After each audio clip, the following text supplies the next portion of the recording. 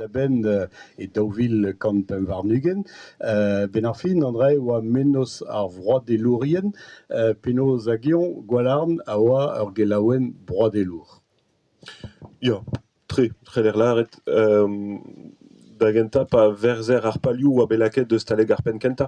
Hag a oa da groui ar benveg hag a vefe dibar, pestag deus ar pez a c'heller ober deus ar fet be ar breton, liammet gant ar yez, brezhoneg hag all. A neuze e oa ar pal diskouez traoù disheñvel.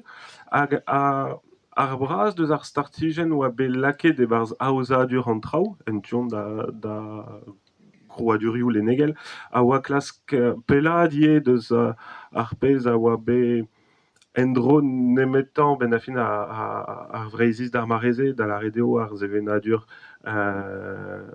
avrochal epken, gant ur yez epken hag all, pa ne oa plaz ebet d'ar brezhoneg nebler nag ar skolioù, nag ar skolveur na netra.